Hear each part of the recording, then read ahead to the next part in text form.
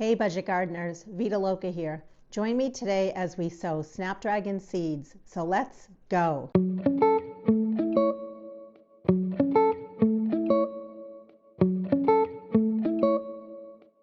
I live in New Hampshire. I garden in USDA Zone 5B.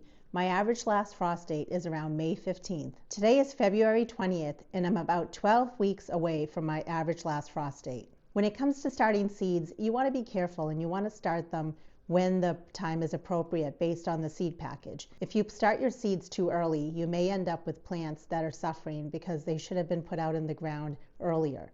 And if you start your seeds too late, you might end up with plants that never bloom or may never produce vegetables for you. Snapdragon seeds typically should be started somewhere between 8 to 12 weeks before your average last frost date. And that might seem like a big window. I've seen some places say 10 to 12 weeks, some places say 8 to 10 weeks. I think as long as you're somewhere within that window, you should be fine. When it comes to starting seeds, you don't want to start seeds based on your zone. It's actually based on your location and your zip code. So even if you live in Zone 5B like I do, we might have totally different average last frost dates. If you don't know what your average last frost date is, I'll put a link to a great website below and you can enter in your zip code, and there's also a map on there and that will tell you what your average last frost date is. Or you can even do a quick internet search and just say, what is my average last frost date, and put in your zip code. I love Snapdragons and I've been growing them for a number of years. In fact, it's very easy to collect the seeds from Snapdragon plants. I've made videos showing you how to collect the seeds. The seeds are tiny. When you sow your Snapdragon seeds, it takes anywhere from 1 to 2 weeks for those seeds to germinate. As my Snapdragon plants get larger, I do like to pinch them back at least once.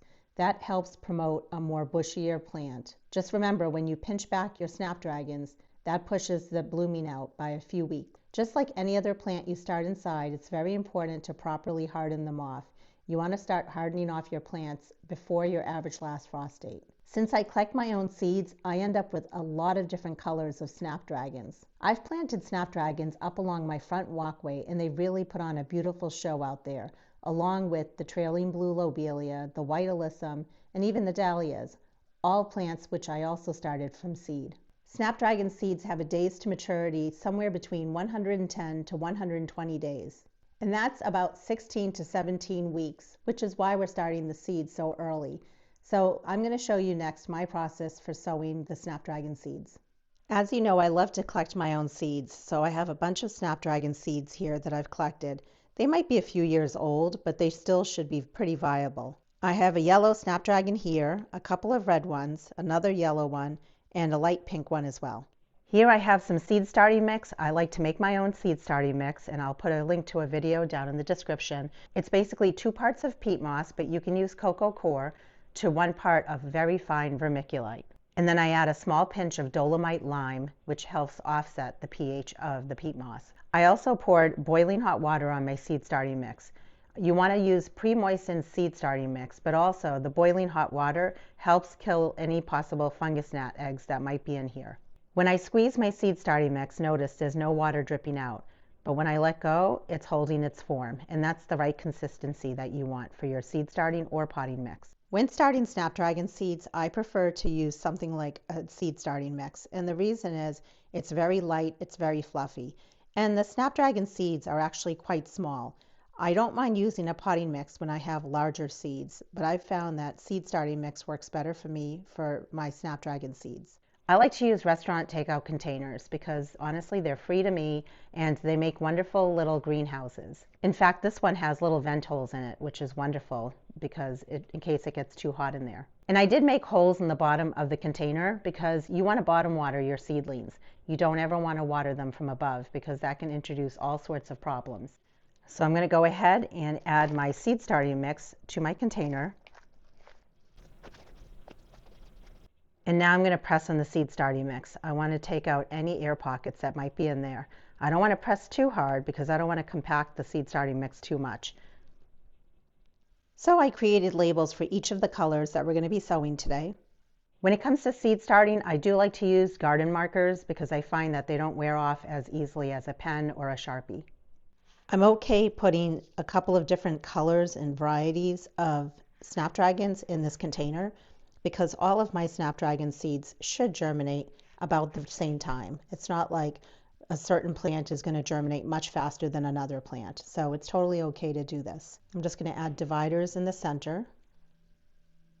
And since I never got around to separating the seeds from the non-seed material and seeing that the non-seed material is pretty large, I'm just going to use a strainer from my kitchen. I have a bowl beneath it, and I'm going to separate the seed just so it's easier to sow it that way.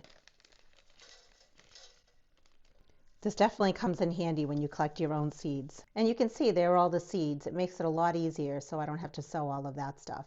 That's a close-up of what the seeds look like. There's still a little bit of the non-seed material mixed in, but it's still not too bad. And I don't know how many seeds are here, but clearly you could see that there were a ton of seeds. So it's really just a matter of how many seeds that you want to sow when it comes to sowing your seeds. I prefer to heavily sow my seeds because I know only the seeds that are viable are going to germinate. And I just like being able to save space under my grow lights this way. But I get it, this isn't for everyone. It is a tedious process to be able to prick out all the seedlings and then pot them up. So it really comes down to personal preference and what you would rather do when it comes to starting seeds. You could definitely just sow a couple of seeds in each of your cells when you have like a 6-cell pack, let's say. So I have more than plenty. I'm going to go ahead and put these back. Next, we're going to go ahead and sow these red seeds. And it looks like when I packaged these, I was good about separating out just mostly the seeds. A common question that I get asked is, when I collect my seeds, are they going to come true to the parent plant that I collected the seeds from? And it really depends on the parent plant. If the plant is open pollinated, then it's very likely that the plants that get produced from the seeds will come true to the parent. However, if the parent plant was a hybrid, then it's most likely not going to come 100% true. And the same is true if the parent plant was an heirloom. If it's an heirloom variety, then when you collect the seeds, it should come true to the parent. And then there are plants out there that are sterile, and they'll never produce any seeds for you.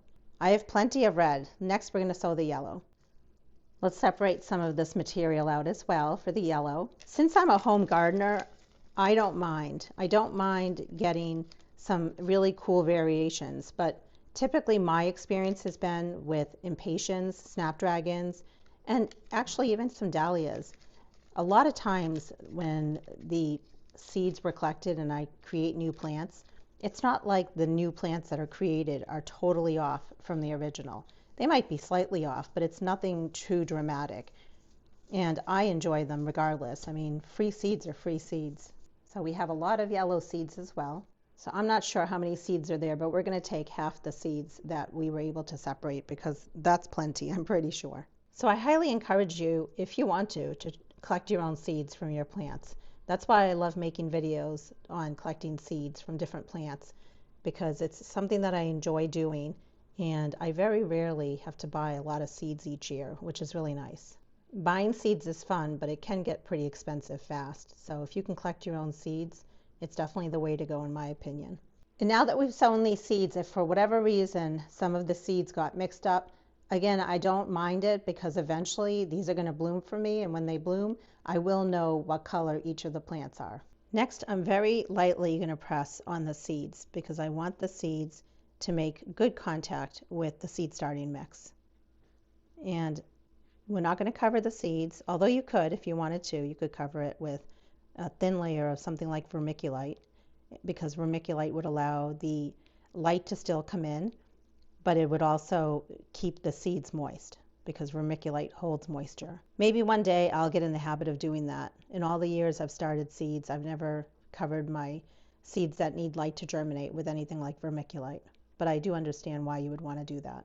And I would highly recommend that, in fact, if you're not great about watering the seeds that need light to germinate, because these seeds are going to dry out very quickly, especially if they're on a heat mat. And we're going to press in these last seeds that are over here.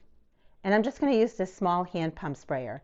I like to add a little additional water on top of the seeds just so that they really press into the seed starting mix and have a better chance of germination. And I'm just going to very carefully spray this in. You don't want it on a very hard stream of water. You want it on a light stream because you don't want to move around or dislodge your seeds. I'm going to go ahead and add this clear cover. This will allow light to come in, it will keep our seeds moist, and it will keep it nice and humid, which is good for the seed. But you don't have to use this. If you have something like clear plastic wrap or a different type of humidity dome, you could definitely use that. Now I'm placing the restaurant takeout container on a seedling heat mat, which stays on 24 hours a day in order to get the 70 to 75 degree Fahrenheit range. And notice I have my grow lights here. These are turned on 16 hours a day from 5 a.m. to 9 p.m. Remember, be patient. It might take 2 to 3 weeks to see some sort of germination. Once I see good germination, I will remove this container off of the heat mat, but I'll make sure that they're still under the grow lights because they will need that nice strong light. Thinning out and potting up will be done as soon as I have my first set of true leaves. Anytime you surface sow seeds or place trays on seedling heat mats, what can happen is the soil can dry out. So just make sure that the soil is not drying out, and if it is, you can always gently mist at the top of your seeds. But once germination occurs, you don't want to mist on top anymore. You want to bottom water your plants. Be on the lookout for future videos where I show you when the seeds have germinated, my process for potting them up, fertilizing my snapdragons, pinching them back, and eventually planting them out in the landscape. Have you ever started snapdragons from seed? What's your favorite method? Do you like to winter sow them, direct sow the seeds outside, or do you like to start the seeds indoors? Also let me know what your favorite varieties of snapdragons are. And until the next video, make it a great day with gardening.